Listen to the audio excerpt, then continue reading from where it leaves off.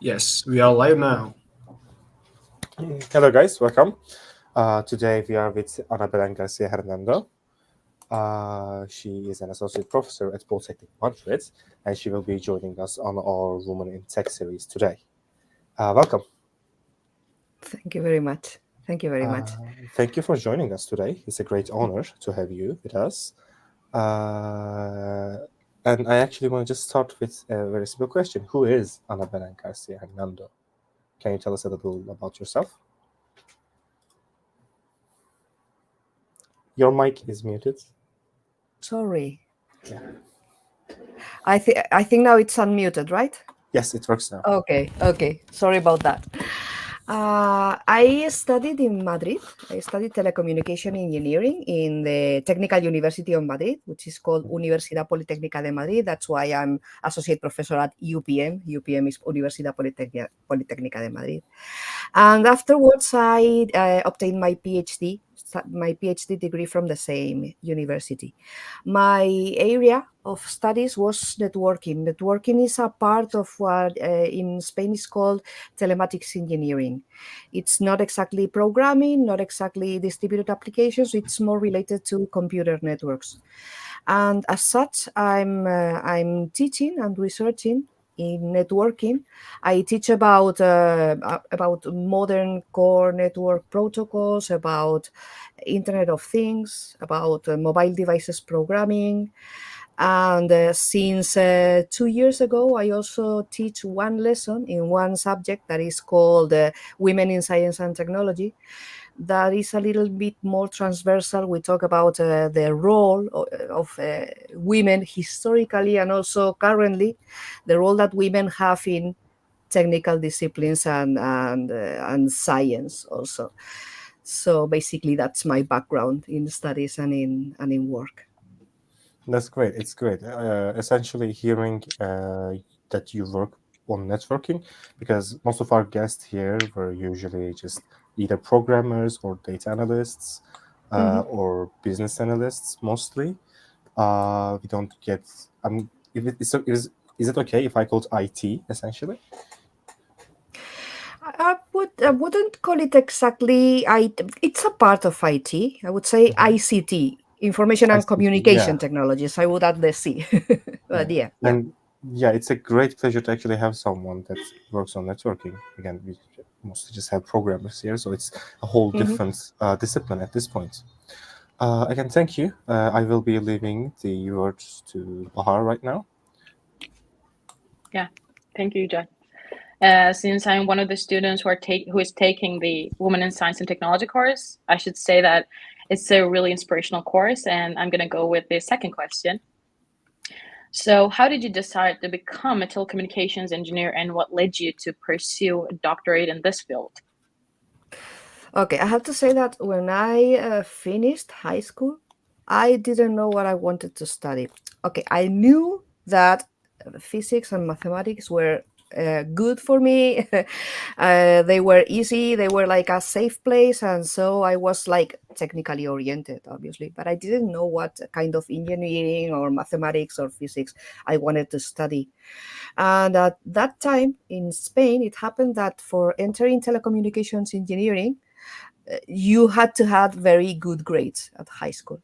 And I had them. I studied a lot and I had very good grades and I liked mathematics and physics. And I said, okay, I want to try. So let's give it a try to telecommunications engineering without actually knowing a lot about it, to be honest, let's say.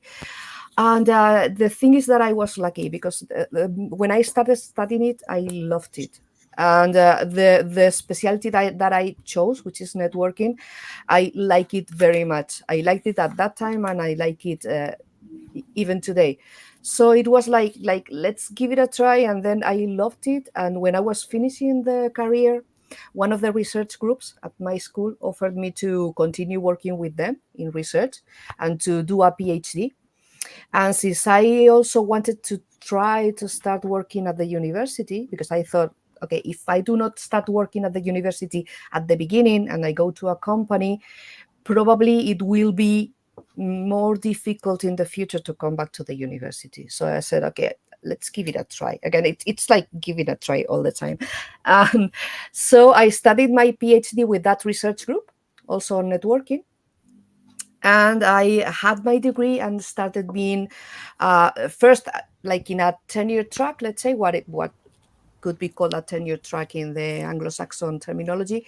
So a non-fixed position, and afterwards, after several exams, I got my promotion to associate professor. So the thing is, I think I was lucky. I mean, I knew somehow that probably some technical studies were going to be okay for me, but I didn't know how much I was going to like it. So it's like a matter of fact of let's give it a try and then being lucky, I would say, as a summary.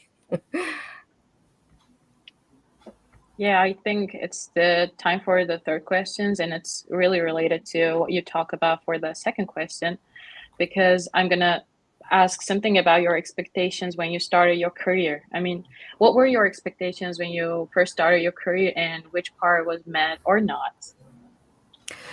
My expectations were totally technical. I was expecting a very technical career, a very technical degree. I wanted all technical, and that's what I got. I mean, from the degree, I got a totally technical studies, and only afterwards. But I would say a lot afterwards. I mean, there's not many years since I have been more interested in the social part of the technology, in realizing that actually technologies are not neutral at all, that we as engineers have the responsibility of making sure that those systems go the right way, let's say, that they contribute to the well-being of everybody, that doesn't come by itself at all. So technology is something that is designed and used by people. And in that sense, the Women in Science and Technology course has helped me reading more about that, and also reading specifically about gender-related issues with technology, not only any social aspect, but gender-related issues. So let's say that I expected at the beginning a totally technical degree, full stop. But nowadays, I realize that there are lots of social aspects related with technology, and specifically with these new technologies, because they are shaping the way we live. They are probably going to be changing the way we live in significant ways in a few years' time. So it's better to be there than not to be there. I actually want to ask something about this. You also mentioned that you were lucky to love your field when you first got into it, right? I want to ask, what would you do if you weren't, you know, happy with the field that you choose? Would you change it, or would you just try to push through it since you're already there? That's a good question. Knowing me, I would probably have pushed it. More of a challenger type then? I mean, I would have thought, okay, if I don't like this, then why would I like other thing better? I mean, there were things that I knew I didn't like. That's true. So I was not like anything at all will be okay for me. I could have changed for another engineering, but probably I wouldn't have changed to something very, very different, such as, let's say, biology or more health related degrees. Those for me were a no. I don't know why, but they were a no.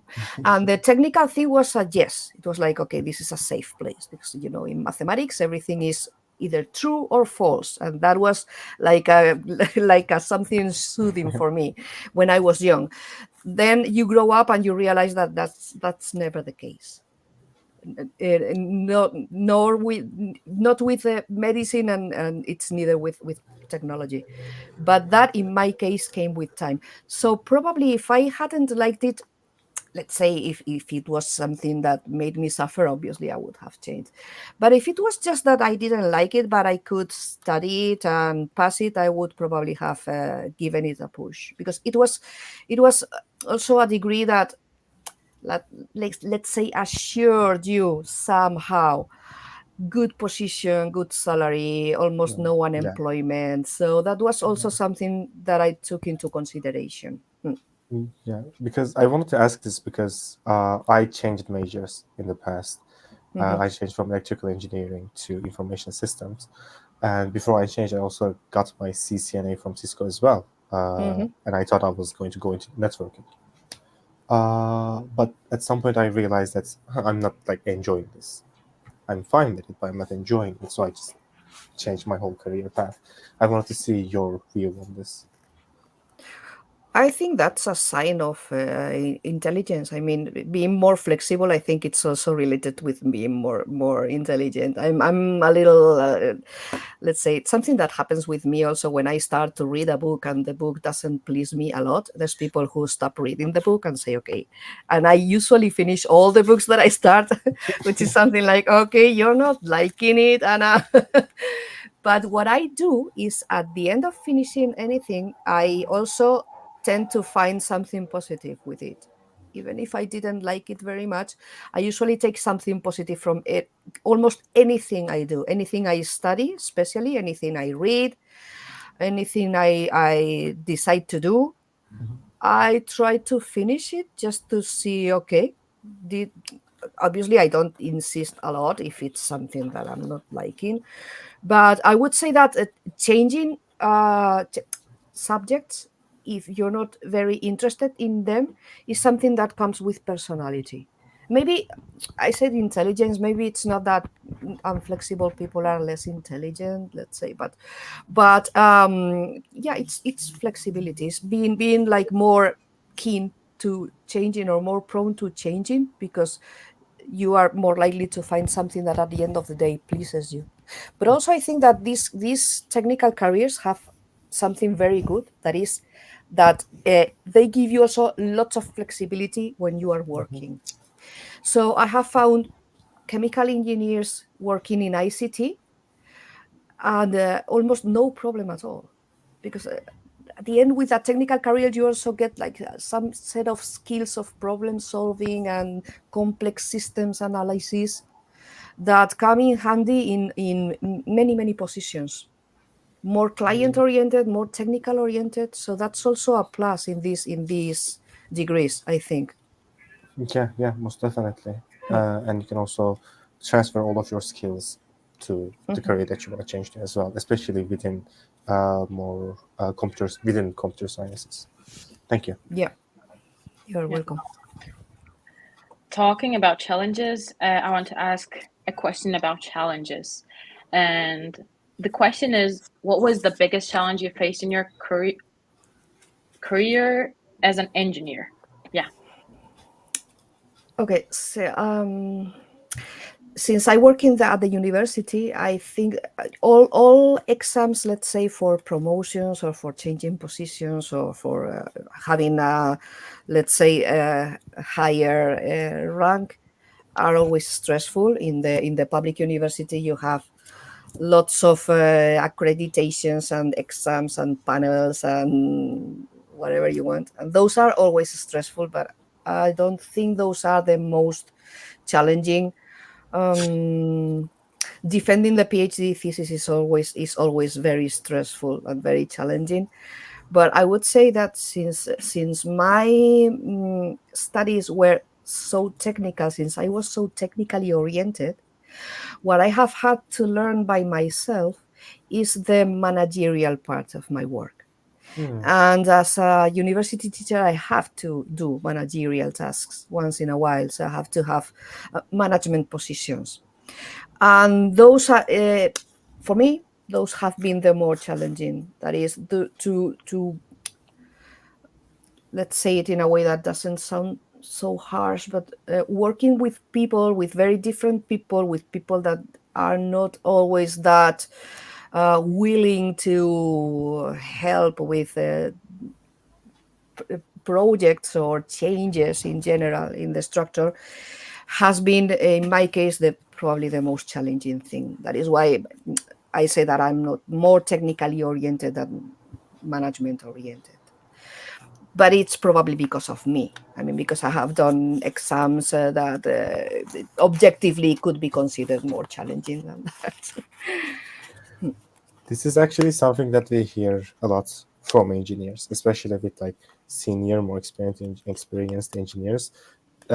In companies as well, they usually end up in a position where they have to manage a lot of people at once, and all of them tell us that I can learn really complex systems in a really short amount of time, but learning how to manage people is usually the hardest part of their day-to-day job.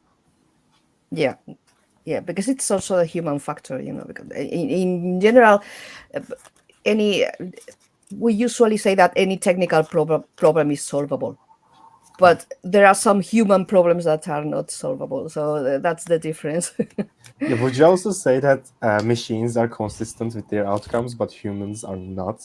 And Yeah, that's correct. yeah, That's correct.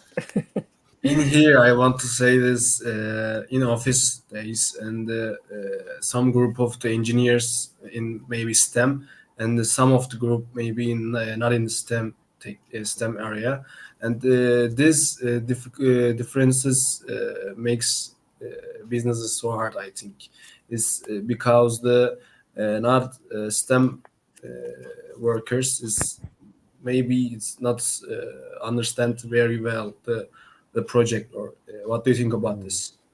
Mhm, mhm. And also many engineers like complement their career with master in business administrations, for instance, so that Yeah. they have the other part, more the management part, because it's true that at least in Spain, engineering degrees do not include a lot of organization, economics, and management subjects. There are some subjects, some courses, but definitely only a few. So you get your degree with a very good technical formation, but with not that good set of managerial skills, I would say. At least in my case, in my degree, when I studied it. Thanks. I think it is always going to be hard to communicate with humans than computers. So that's the base problem, I think. Uh-huh. Yeah. I agree. And I'm going to move on to another topic from here. And here's a question. Do you think you can balance work and social life? If you can, what is the secret of this? I would say I'm not especially good at that. I think it is feasible. Even if you have a very high position, I think it is feasible. I mean, there are many ways of having managerial positions or high rank positions and being capable of balancing both things. But I have never been very good at that. I'm getting better. I'm learning. I'm trying to, let's say, force myself to separate, to have a cleaner separation between work and leisure or non-work, let's say, or outside of the work life. But I would say that especially since the COVID-19 pandemic, we have all gone a little bit crazy. So just having a set in your home with a camera and with light and joining meetings like 2 or 3 meetings a day online, I have found that has alienated us a little bit, in my opinion. And also being capable of talking to anyone at any time of the day is also not a good thing. I think actually legally in Spain there's something that is called um, digital disconnection, and it's considered as a right of the worker. So to be, let's say, outside of the scope of his or his boss, at least during a certain amount of time each day. But in the university, in academia, or at least in Spain, teachers and researchers have something that is very good, but that can be also bad if you don't tackle it well. Which is that we have total, not total because we have our schedules for classes, etc., but almost total flexibility in working time schedule. And that's something that for people who are very disciplined and know how to separate their private life from their work is very good, and actually it is very good in general. But for those of us who have a tendency to maybe have longer hours or to finish things better and better, and sometimes don't know, not knowing when to stop. In Spanish we say that there's a saying that is lo mejor es enemigo de lo bueno, which means better is the enemy of good. And it's I mean, go for good, do not go for better, because better will consume all your time, and it's usually not worth it. So since we are teachers at a public university, we are forced to do teaching, we are forced to do research, and we are forced to do management activities from time to time. We have to do that, the three things. If you want to do the three things well, you will probably either you're a genius or you will not have any private life. So that's something that I'm still learning, and thus I don't have the magic formula, and I don't think I will find it ever. But I'm trying to get better at that. But I honestly think that it is feasible, and there's people who have a healthier balance between those two things. I think it's something really worth going for. Yeah, definitely. I've also read several times about how a more healthier work-life balance can also make you more productive as well. But it makes sense that, especially in our field, that there's always something to do. There's always something to add on top of the work that you've done. So it kind of makes sense for us to just keep pushing, and keep pushing, you know? Yeah, if you want to get better, you will always have room for improvement. Exactly, yes. And room for improvement can be very, very a very bad guy. It can be. I think another problem with it is that if you're somewhat better at your field than the average, you can see the room for the improvement. You can look at your project and you can say that, oh, I can make this better by doing this. If you know how to make it better, but don't necessarily have the time, it's also a whole different problem for you as well. Because knowing that it can be better just keeps going to bugging your mind. It's bugging you. Yeah, exactly. Totally. I think we always said something about having flexible working hours make you do better and better, and somehow it can also lead to burnt out, but it can make you lazier. We didn't even say anything about it, so I wanted to add something about this. It can make you lazier. I mean, flexible hours. So I think I can move on to another question, which will cover the women in tech areas generally. Here's a question. What do you think about the position of women in the industry? Is positive discrimination applied, or are there different difficulties associated with being a woman? I would say, okay, somehow I think women have some specific difficulties in the STEM area, and I will try to explain myself. It's not that they cannot study what they want. It's not that they cannot pursue the job that they want or that we want. It's not that. It's that, and it's a little bit related also with the time consuming part of the that we were talking before, because sometimes there's the belief or the perception that for getting high in an organization or for being excellent, you have to dedicate lots of time to your work. And if you dedicate that much time to your work, then it's okay and it's fair that you get to the highest position.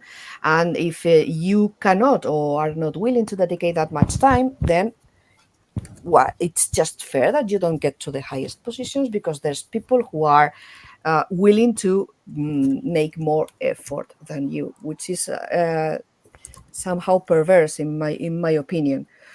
Firstly, because I don't think that's very healthy. I mean, nobody should be required to dedicate all their time to the work to get to the highest positions. Nobody. But also there's another part, that is that not everybody has the same set of duties, let's say, of obligations, of let's call it unpaid work, for instance, caring responsibilities. Not everybody has the same part of unpaid work to do apart from their paid work. And that statistically, not all the time, but statistically, the most part of the unpaid work, of the caring work, etc., is done by women, which means that either they have less time for leisure, for pure leisure, or for resting, or they have less time for paid work, or both. So that's something that probably make them less likely to get to the highest position. And also for STEM degrees, I think that culture of spending more time at work is higher than in other industries. It's my perception from what I have also read. And on the other side, I don't know if because of this or because of this and other things, but the truth is that there are much less women than men in STEM jobs. Women are underrepresented, because if women constitute 50% of the population and we are much less than 50% in these positions, then we are underrepresented, statistically speaking. So here come the so-called positive discrimination, which is somehow controversial. I guess that everywhere is a little bit controversial, because it is, at the end of the day, it's like saying, okay, with the same set of skills or for curriculum, we are forcing companies, private or public, to hire underrepresented groups. In this case, it can be women, if we are talking about positive discrimination for women. I think that positive discrimination, if it is done carefully and properly, should not mean that a woman is hired no matter what woman. It shouldn't mean that. It should mean that the best women have the opportunity of entering into the industry. Easier than without the positive discrimination. And as such, is a tool to speeding up something that could go to a more balanced situation in the industry. I can tell about two specific cases of what could be called positive discrimination in my area, things that I have been seeing closely. One of them is related to the promotion in Spanish university. Legally, the panels that assess the candidates for positions, for public positions, are required to be balanced between men and women, unless there's a reason, an objective reason, not to be able to do that. For instance, because there are very, very few women in a field, and it's not possible to have 50% of each. And I understand the reason behind that totally. I think it is very clear. It's like, okay, we have balanced panels, then, I mean, if you continue to have, let's say, only men panels, it is just likely that the situation of having much more men than women hired will continue. So I see the point in having balanced panels, but it also has another effect, that is that in fields where there are few women, we women are in so many panels that at the end you say, okay, we could live without so much balance, okay, in the panels at least. But I see the point. It's just that if you need to form balanced panels and you have very few women, those few women are going to be in a lot of panels of of assessment of new candidates. So that's one specific case, which sometimes we are not very happy with because of that reason. But I see the point behind it. And another case is sometimes companies and research centers, and very big ones, by the way, launch programs For instance, for mentoring programs or for specific aids for doing, I don't know, master's thesis or final degree thesis. And they offer these programs only to women students. And that's also a little bit controversial. But again, if big companies are doing this, and they are trying to have the women that are studying these careers in their company, and not in the other ones that are competing with them, it is because they see the point in having balanced teams, designing their products and designing their procedures and talking to clients, etc. So they have found that the best way of having non-biased products and non-biased procedures, the best way, the easiest way, and also and this is my opinion, and also the fairest way, the best way, let's say, because it's better for people in general, is to have balanced teams. So they are actually pursuing to hire women, not because they think they are better, I think, but because they think that it is positive for the company and for the things that they produce to have balanced teams. So those are two examples of positive discrimination that I think are reasonable. Anyway, positive discrimination is always controversial, and there's always people who say, okay, this has to be done very carefully so as not to be unfair, and for sure, that's true. But it's also true that if you do it carefully, it shouldn't get to unfair situations, in my opinion. I also think that we can create a difference depending on your region as well. I've never been to Europe, of course, so it's kind of hard for me to make a comment about that. But especially, I'm gonna say it. I'm just gonna say it. I'm not gonna try to sugarcoat it. Especially in Middle East and more Southeastern countries, women are usually pulled away from STEM fields. If it's not medicine or nursing, biology, they're just pulled away from computer sciences, engineering, and all of that. And I've met a lot of small girls, little girls, that are afraid of the topics, that they think they won't be able to successful in those fields, and that's because it is what they hear from their older siblings, their family, their extended family as well, and that actually hurts me a lot as a person because my mother is a biochemist. Both my sisters are climbing the corporate ladder by themselves. My cousins, all of them are engineers. All of them are women engineers, and it just hurts me to see that some little girl may not be thinking that she will be successful in the field as an engineer, as a computer engineer, because that's what people tell her. So I think maybe creating positively, what was it? Maybe separating them positively might be better. It may not be fair, of course, because you won't be able to do the same for the boys. But I think it still makes sense to do that because it's kind of a unbalanced situation on its own. It makes sense to me. Yeah. I think what you were trying to say is to create a balance. Now we can do some unbalance. Yeah, it's like I think it's so right.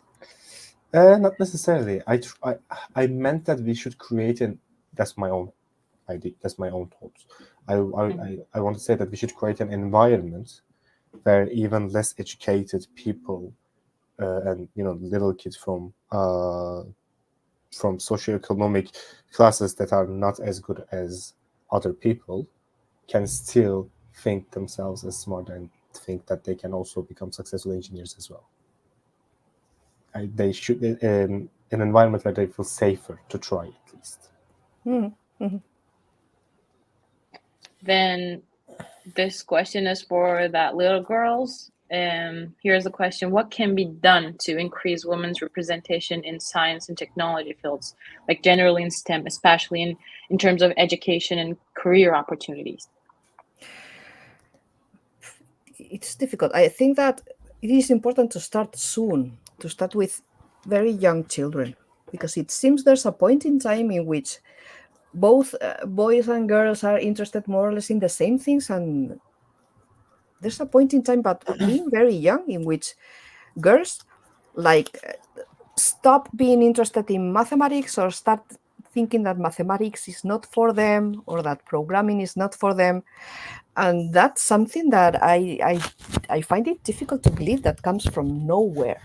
It has to come from somewhere. It's recently a woman that is working at an ICT company told me that they had some program for very young children to play, just to play, doing programs with a graphical interface. They could do simple programs that could be even run in a smartphone, or that did things, simple things, but programming.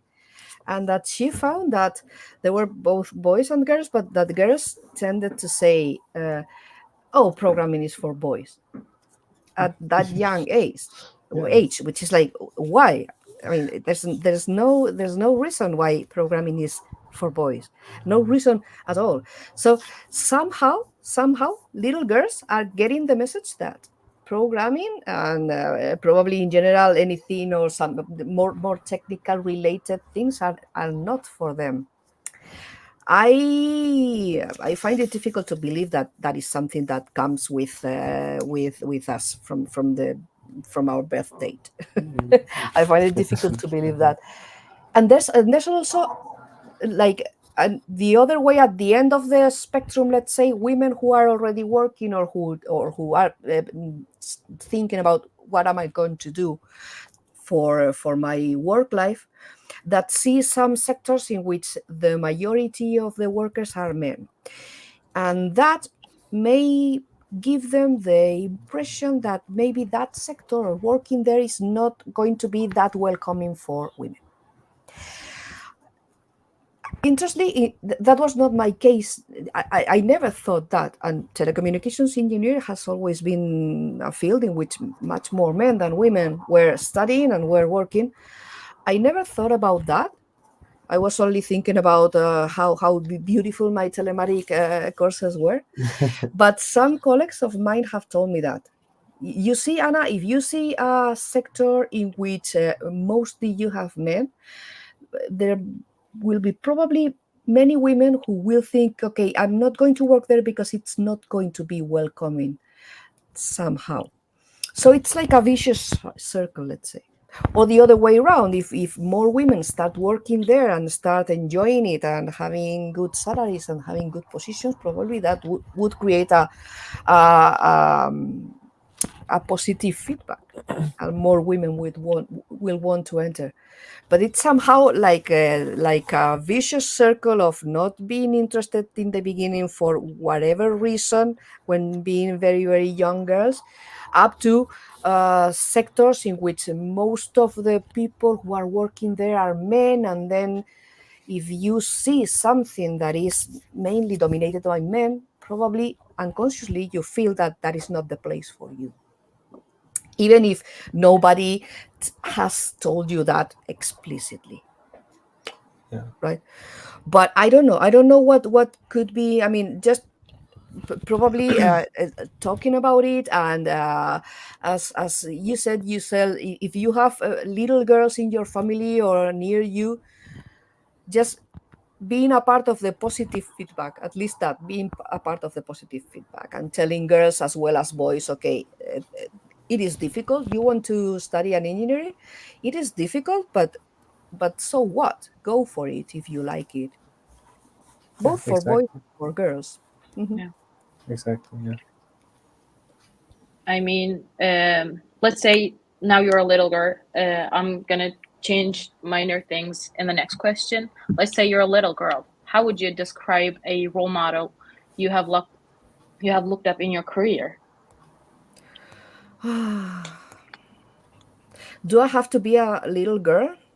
because You I know, don't you can be remember. yourself. I don't remember any any role models when I was a little girl. I remember some people I have admired, but when I started studying my degree, and also related to the fact that I am a teacher myself now, I find it very difficult to raise the interest of the students to explain very difficult technical things. I'm talking about my degree, so that they looked interesting, and they looked not, maybe not easy, but you wanted to study that and to understand that. And I have continued to look up to colleagues of mine, even when I have been a teacher myself, who I see are capable of explaining really well, and students adore them. Those are the people that I look up mostly. So it's not that I look up to Nobel prizes, etc. I look up to people who are near me and who I see that do things that I find very difficult, such as explaining things well, and they do it very successfully. And in fact, they have inspired me. I mean, even currently, some of the things that I explain, some of the specific things that I remember that were so good, so well explained by teachers of mine, that I explain them almost the same way, because I remember the satisfaction of understanding it when the teacher was explaining, and I want to explain them exactly the same. Probably not very successfully, I don't know, or not that successfully, but those are the people that I look up into. That's why I asked you, Bahan, do I have to be a little girl? Because I don't remember any role model when I was a little girl. Probably some singer, or I don't know, some actor or actress. But honestly, I don't remember. Do you want to mention a name, maybe, from one of your lectures that you just talked about? Good ones. I'm not going to mention a specific name, but I'm going to say that I'm so lucky to be yet today working with some of them as colleagues in research projects. So I'm very happy about that. I'm very happy about I can understand it, actually. Then I can confidently say you are the teacher of mine that inspire me. I mean, There you go. yeah. Yeah, you told me. You are that teacher now. You told me. Thank you very much for that. Thank you very much for your inspirational character. I mean, and for the next question, what advice would you give to inspire young women about tech careers? Okay, I would start with the things that I think could inspire anybody, both men and women, to study a tech career. And then I will end with something more specifically for women. But I would say a technical career, the first thing that it does, and we have been talking also about this a while ago, is that it opens many doors. Yeah. You study something that will probably serve you to work in many different companies, at many different positions. So it is flexible. If you're an engineer or a mathematician or a physicist, you probably will be capable of working in many technical related sectors.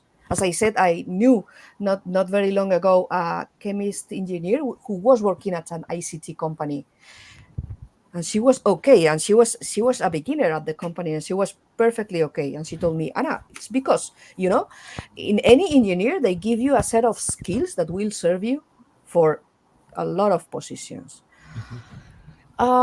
You can have a more technical profile, a more people-oriented profile, a more managerial profile, maybe with some extra studying, as we have been seeing. But you can have different profiles. You can work at different companies. There is low unemployment. There are higher salaries than in other sectors. So these things, I feel, they are very clearly transmitted to boys, which is perfect, but not that clearly transmitted to girls, which is okay. one reason to study something, and this might seem a little bit cold, but one reason to study something, if you don't know exactly, I mean, if you are not vocational of something specific, then okay, go for it. But if that's not the case, go for something that is going to pay you well. That And makes a lot of sense. And that is perfectly well for women also. And I think it's not that usual to tell little girls that. Go for something that is well paid and has low unemployment. Go for that. Because for girls, I think we tend to say, okay, go for something that pleases you, go for something that will enhance the world, and technology will enhance the world. If you do it well, will enhance the world, definitely. And then, on the other hand, we have that, especially STEM technologies, ICTs, that are the technologies that I know most, but these new technologies are going to shape the way we live.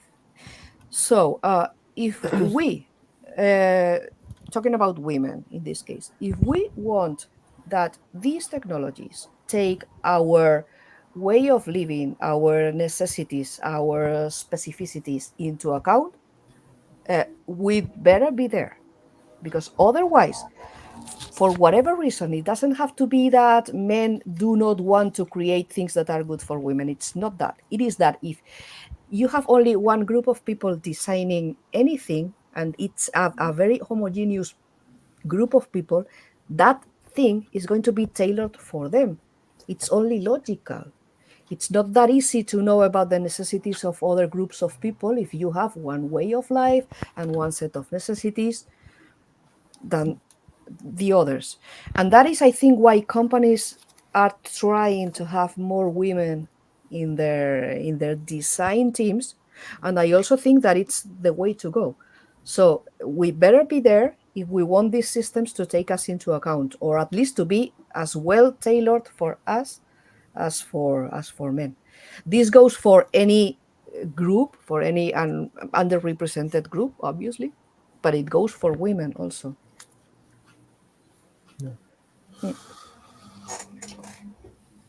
I thought you were going to say something, Eugene. You're Yeah, not going no, to say my anything? bad. Yeah, okay. Then I will move on to the next and the last question. This is a little bit personal. Could you tell us a little about your future plans in your career? My favorite question, by the way. Yeah, it's my least favorite question, by the way, sir. But I don't know.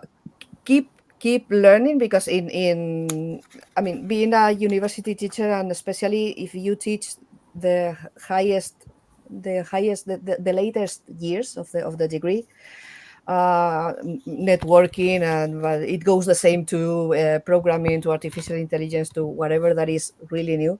You have to be studying a lot and refreshing your knowledge and learning new things and those things a lot. So my future plans are basically continue designing and teaching courses and degrees that are related to my area. Continue learning. Probably I would like to know more about computer science, about the things that that we have been also talking a little bit about before going online. Serkan talked about big data, artificial intelligence, automatic learning. That also is going to be very important in new generation of telecommunication networks. Continue doing research in that, and going a little bit back to my safe zone, which is the pure technology, so because currently I'm doing some managerial functions. I have a managerial position in my school, and it is okay, and you learn a lot and you know lots of people, but I am looking forward actually to going back to a little bit of my safe zone and going back to the technical things and learning a lot, etc. So yeah, I think my interests are mainly academic for the future, at least for the midterm, let's say. Actually, there's something else that I wanted to add. We have a question from one of the viewers, as well as I wanted to ask one of the additional questions because I'm actually curious about it. Looking at your recent publications from like the past 10 years, I saw a lot of like IoT stuff, smart homes, and more like sensor stuff. Do you think that the field is open right now? Do you think that it's open to, new improvements, or do you think it still like needs time to, get better for a while? In the case of Internet of Things specifically, Yeah. definitely that will grow a lot in the future. You see, the Internet of Things is, as I see it, if you go to the devices and to the sensors and to the network, etc., is the basis of getting those huge amount of data. That is one part, but the other part is how do you exploit that data? What do you do with it? What do you measure? What quality does it have? How do you help people's lives with that? Definitely that's going to change a lot in the future, in my opinion. At all levels, by the way, at electronic level, at the software level, at the networking level, and also in the part of the big data centers that get those big data, analyze it, and extract all the information that at the end of the day is going to make decisions. So that's one field in which you have to have everybody represented there, because the decisions that are going to be taken by those systems are going to affect our lives. And I have some publications on that, and also related to smart homes and to measuring things for the elderly. Yeah. So also with a kind of social component, which came from a colleague of mine. So we were working together, and also with a PhD student, and he was very oriented to that social part and to that part of helping people. And the PhD student that we had was really, really brilliant. She's a woman, and she's really brilliant. She's now working also at a university, and we came up with things that, well, in my opinion, were quite decent. Okay. Yeah. I see. I wanted to ask that because I'm basically watching that technology get mature over time, and it's going really fast. Even though like most of the sector is moving towards AI right now, I'm also seeing a lot of like new works going around IoT. So I wanted to ask that. One of our viewers asked, how do you see the development of artificial intelligence in your field? Do you think artificial intelligence will affect networking, your field, the same way that affects software development? I would say it will change the type of work, not only of networking engineers, but also of computer science and of many engineering fields. But yeah, probably ICT is one of the fields that is going to be more affected. I don't think the need for engineers will disappear, but they will work differently. They will work differently. And it's also that currently, okay, you may use artificial intelligence to help in your work, but if you're going to sign and to be responsible for a product, you better make sure that the thing that the artificial intelligence has produced is well founded and is not going to fall or to create a problem. So, as engineers, we will have to be aware, at least at the beginning and in the midterm, that uh, what we sign as engineers or what we produce, even if we have the help of artificial intelligence, is well founded with let's say sources that we know function. But Yeah. definitely, it will change the way or the work of many engineers and networking engineers among them. Definitely. Yeah, I can actually see that because in one of the recent projects, we were basically forbidden from using AI at all, because the code that it gives you is from somewhere else, or generated from the knowledge that it took from somewhere else, and usually that's not a very credible source, or it's not very safe code at the end of the day. So it actually makes sense that looking up the source that the AI gives you to see whether if it functions or not. Yeah, that was the answer to that question. If there are no any others,